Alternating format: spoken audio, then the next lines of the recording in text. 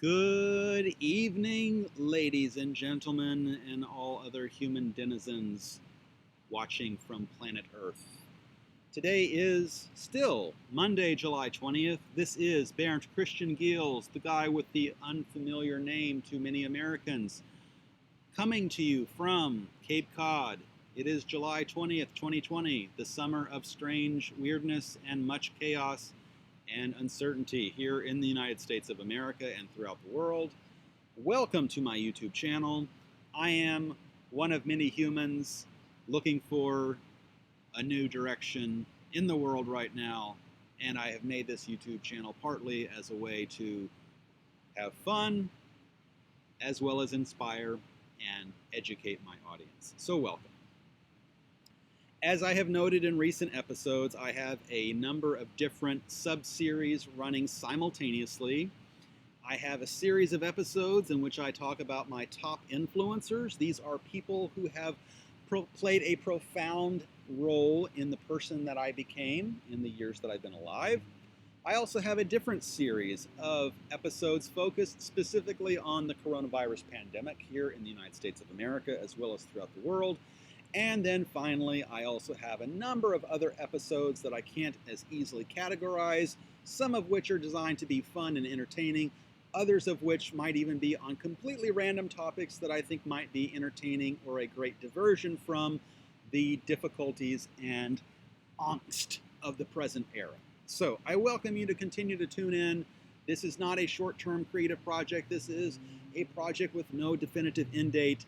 And I hope you will enjoy and tell your friends, family, and colleagues about me, as well as maybe even your pets. So, what am I going to speak about today? Well, I just finished recording an episode focused on top influencer number 10, Christian de la Huerta, a lovely man that I met in the San Francisco Bay Area a number of years ago who profoundly impacted who I became. I love you, Christian. You are a great man.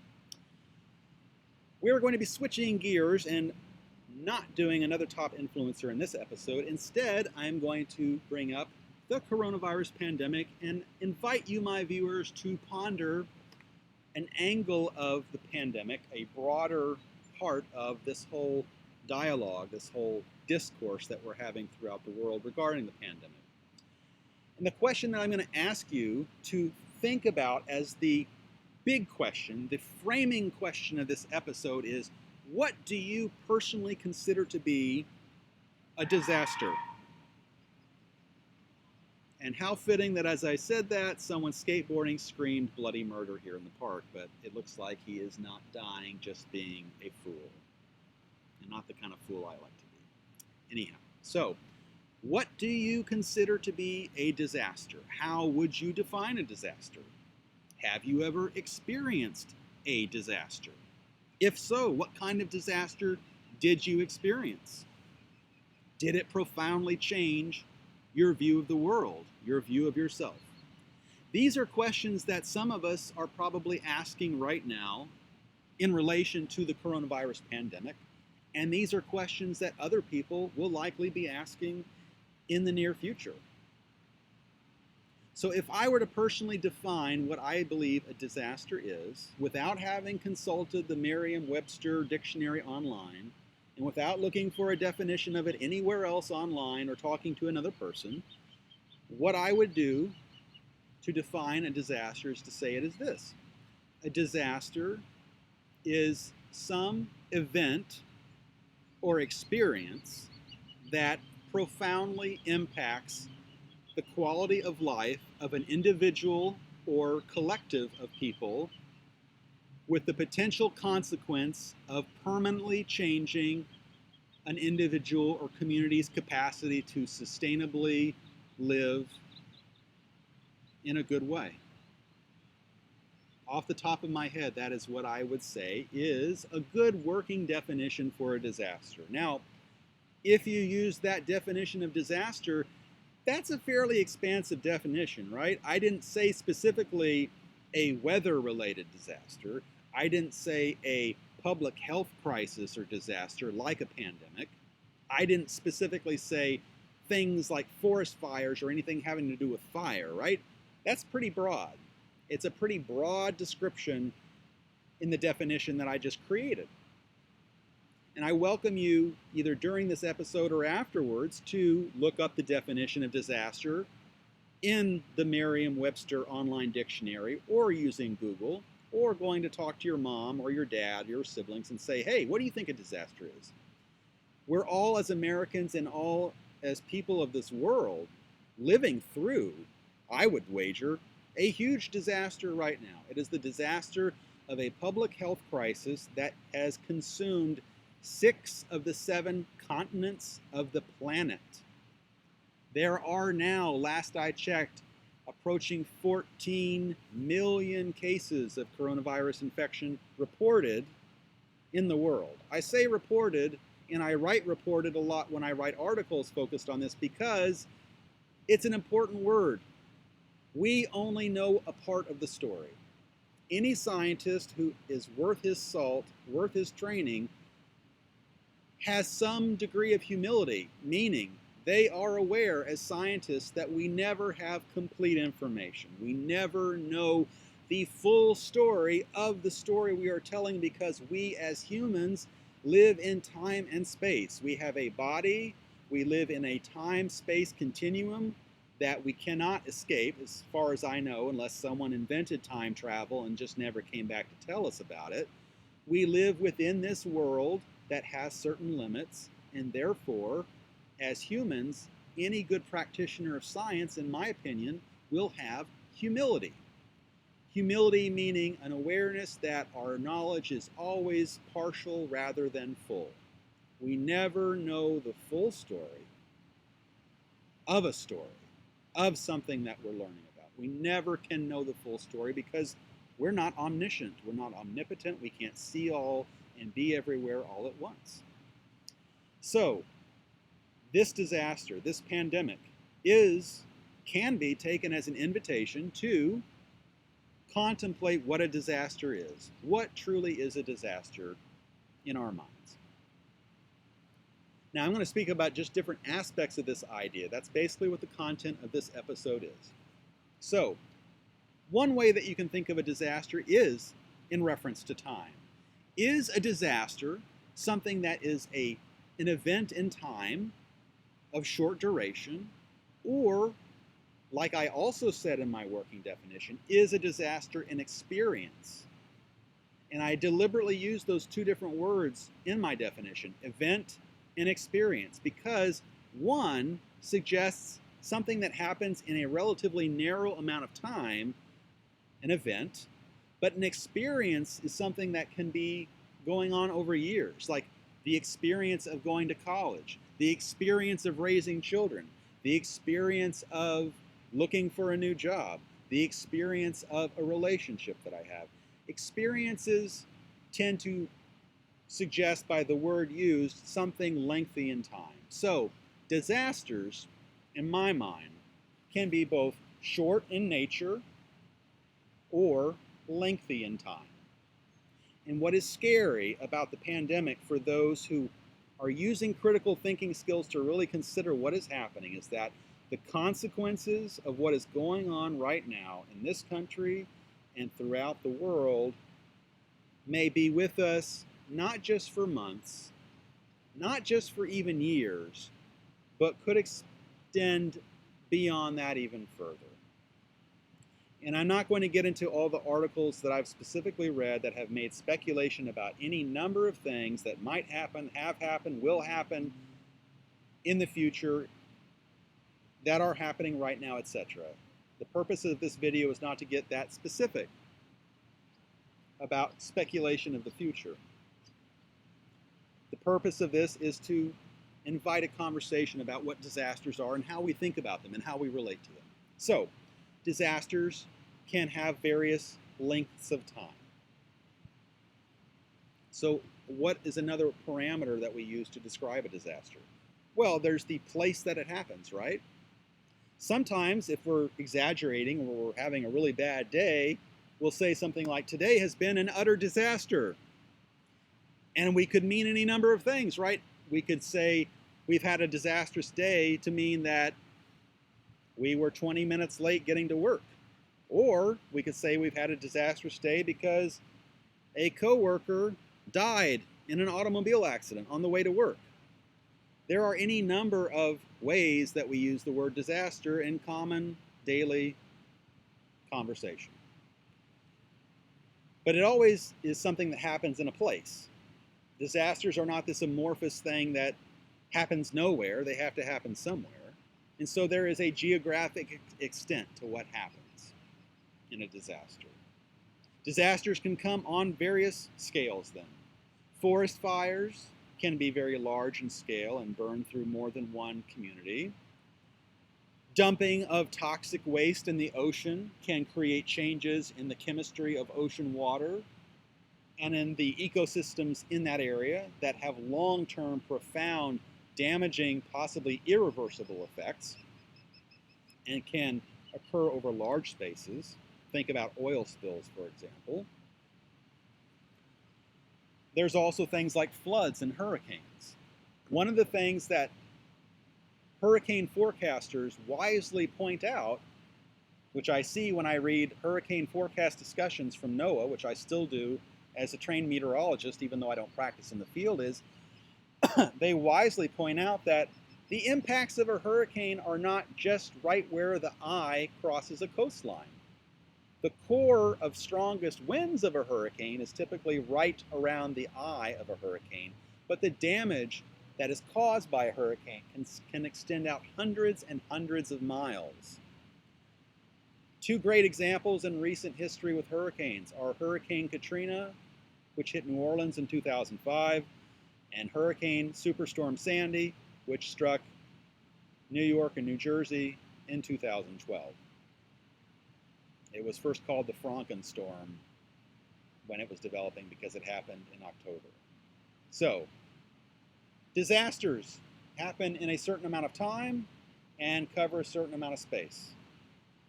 Then you can also think about disasters like how you describe them by thinking about how bad it is, right? Well, how bad is this disaster? Did this disaster result in anyone being seriously injured? Did this disaster result in anyone being disabled? Did this disaster result in people dying? So there's another way to think about it. And then one other major criteria I invite you, my viewers, to consider is the damage that's caused by this disaster reversible or irreversible? If it's reversible, that means that despite whatever happened, the damage can be healed or overcome. So if you're in a skiing accident and you break your leg, depending on how bad it is, it's very possible you can restore full function to the leg through whatever is necessary, surgery, physical therapy, and the like. So in that case, the accident, the disaster, personal disaster, is a reversible injury. It is something that can be fully healed. But then there is irreversible disaster, things that happen that can never be completely undone or healed. So when people die, for example, we have no technology yet that I know of that can successfully bring people back from the dead exactly as they were before the moment they died, or better still. So if it's irreversible, it's something that can never be fully restored. And that's an important thing to consider, because when we have disasters like oil spills, like hurricanes, like forest fires, these can be catastrophic events that, while they aren't necessarily truly irreversible, will take a long, long time to repair the damage. The Horizon oil spill, deepwater oil spill in the Gulf of Mexico that happened about a decade ago, is a great example of a disaster that happened in a relatively small geographic area in a very relatively short amount of time that caused immense damage nonetheless, and that is still being studied, some of its impacts still being studied these number of years later. So when we think about disasters, I welcome you to think about disasters in the parameters I've described. How long does it last? How much of a geographic area does it cover? How severe is the damage? And is the damage irreversible. There are other factors that you can use, other parameters you can use to describe a disaster. I'm just coming up with the ones that, in my mind, as I sit here talking to you, are ones that I think are very critical factors. When you respond to a disaster, you need to have a sense of the quality of these four factors. How long is the disaster? How big is it in geographic scope? How severe is it? And is the damage irreversible? And on that note, the reason I am so passionately concerned about the pandemic, the coronavirus pandemic, the COVID-19 pandemic, is when you look at these parameters, if you weigh this disaster against these parameters, it comes up very scary, right? You want to talk about the amount of time this takes.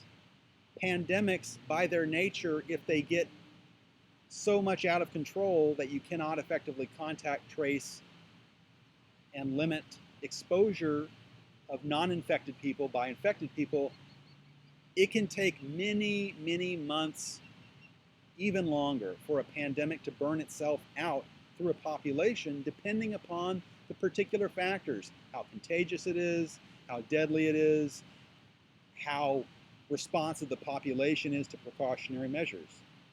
In the current case here in the United States of America, sadly, the response was not sufficiently robust in a thorough enough way throughout enough the population to apparently prevent a second surge of the initial wave of the pandemic to not happen. And so now, 4 months in, we are witnessing a growing number of cases in states that escaped the initial outbreak that occurred mostly in the coastal areas, the coastal cities of the Northeast and the West Coast. So on that metric, the time scale, this pandemic has wide-ranging implications. Vaccines are not something that you necessarily develop rapidly, and you have to consider many factors when you are developing a vaccine. You have to think about the effectiveness. You have to think about the population of people that you are going to test to help determine the efficacy of the vaccine. You have to think about how you're going to create the tangible resources to administer the vaccine. So imagine, if you will, if all 7 billion plus of us on the world wanted to get a vaccine, right? Imagine creating 7 billion needles to administer 7 billion doses. Can you imagine the sheer size of space that 7 billion needles would occupy if you tried to find a landfill to throw 7 billion needles? It would be extraordinary, right? It would be an extraordinary amount of space to dump this in. So I say that to make the point that the consequences of what we are dealing with are profound, and not just in the time sense. If you look at the geographic scale, this is something that has truly filled up the world's awareness. It is on all 6 of the continents that are inhabited throughout the year. Yes, we have Antarctica, but that's not really a continent that's given much consideration because no one really lives there or tries to live there long term. So this has spread throughout the entire world. So there is no larger geographic scale to this here on planet Earth for it to occupy, except for obviously the most remote places that are inhabited by people where perhaps no one has yet actually been exposed to it. But we are such an interconnected society that it's hard to find a single place that it has not touched, at least in some way. Such that even if no one has been infected in a place, the precautions taken to reduce the risk of exposure have changed daily life for people nonetheless. So, the next factor, what about the severity of the damage? Well, here in the United States of America, 140,000 plus people have died,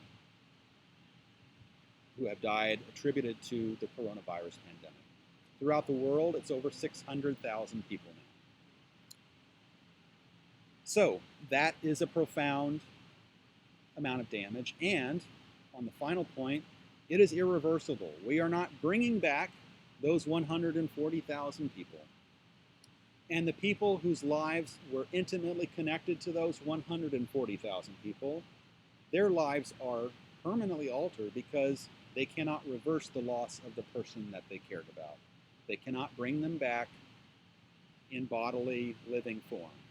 Yes, we have the memories of the people we lose, and that gives us consolation and solace, but we don't have the means to literally undo the harm by bringing back these people so that they can live again and do whatever they did in society that was something beautiful, that added to the quality of the world for those of us that they've left behind. So, on those four scales, those four metrics, this pandemic is a big deal. And so, I want to close this episode by just inviting you, my viewers, to contemplate how this pandemic, the coronavirus pandemic, has impacted your life. And what I want to challenge you to do is to think about the ways in which you maybe initially don't think it impacted your life, but now, upon further reflection, you see that it has.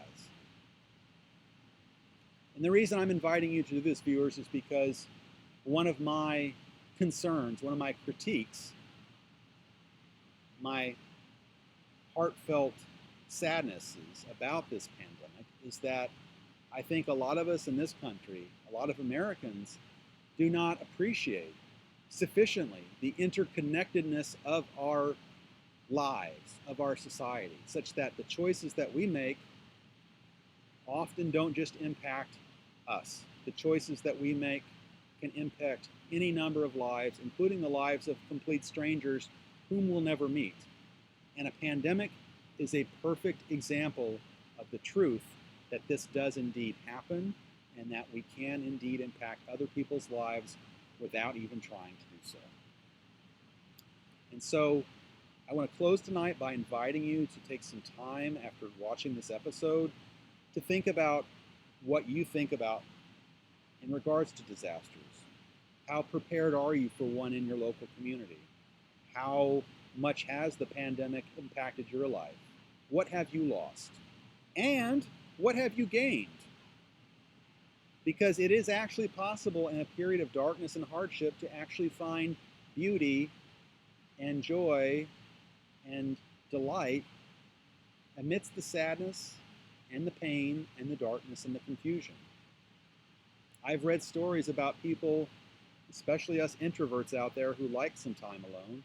I have read stories about people taking this time as introverts, all this time alone in isolation, to engage in new activities or hobbies that they've long loved that they put aside and had no time for. We can find a way to enrich our lives even in the midst of this dark, painful, confusing time. It's not necessarily easy, but it can be something that we do. And so that is my invitation to you all tonight as I close this episode. What can you do? How can you think about this pandemic in a different way such that you can use this beautiful time that you have alive in a good way, even in the face of so much limitation and isolation and confusion and anxiety and questioning? So I will talk again in future episodes as well about things related to disasters. This will not be the only episode on that. So I want to thank you all, my loyal viewers, all 11 of you now maybe. I want to thank you so much for watching this episode, watching me present as the sun sets and the light gradually fades out of the sky on this beautiful summer night. Thank you for your loyal watching and viewing. Please tell me about your friends and family. Well, please tell your friends and family about me. I will be back for more because a glutton does love punishment, and I love creating these videos, so I will see you again soon. This human is signing out. Have a lovely night, everyone. Bye-bye.